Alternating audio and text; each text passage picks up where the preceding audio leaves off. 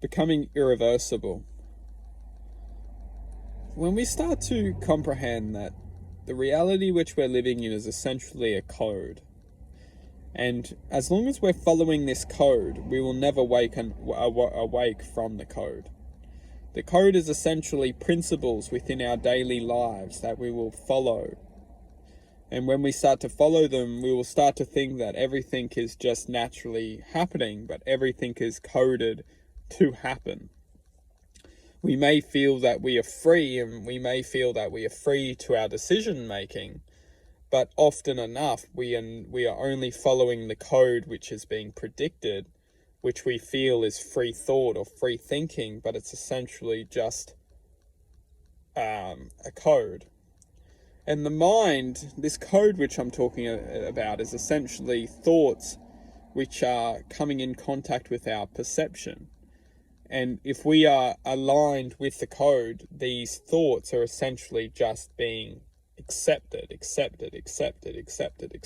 almost like a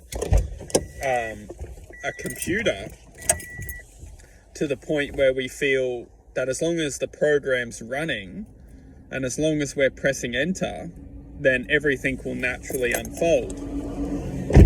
And if you take a look at our reality, our lives, a lot of the time we're essentially the code, but within a tunnel.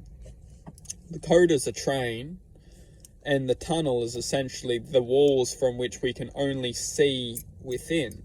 And as long as we're just flowing per se, it's not as easy as flowing for most of us. A lot of the us, it's a constant push.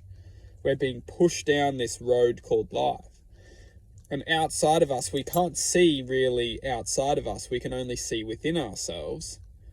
And in this tunnel called life, we honestly don't really want to get off the train. We don't really want to get stopped from pushing, because we don't know what's going to happen if we stop, if we give up, or if we get off.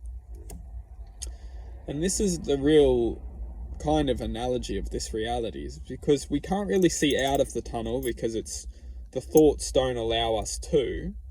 And as soon as we start to thinking of getting out, the thoughts really just rush in and say, we can't do this. Just thoughts of failure and anxiety and ultimately depression, if we feel like it's really dark. But a little insight is that we may not be able to stop a few things within this reality. One of those things is our destiny or our fate. We may be essentially promoted to follow a certain path.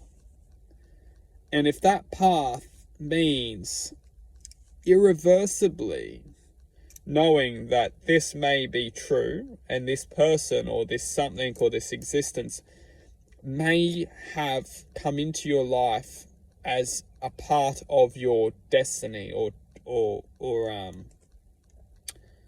of your destiny.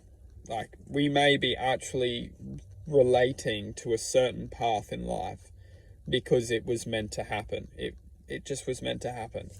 But this is where the magic happens, right?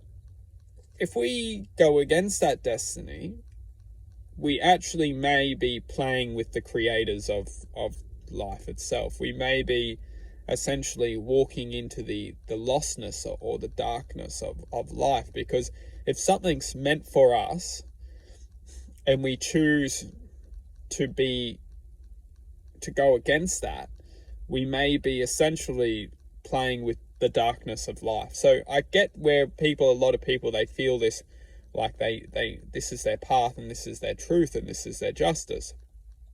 I fully get that. But where it starts to get magical is that when you can know that someone is meant to essentially come into your life, and maybe someone, and maybe it's actually designed to destroy you. This is the world that we're living in. It's actually come into your life to destroy you, because this is the truth of our existence. This existence wants us to suffer. So if this something actually comes into your life to destroy you, but you choose to love unconditionally, this can be essentially the truth of our existence, is that unconditional love is the ultimate lesson we're here to learn. And if we can learn to unconditionally love, we win. This guy.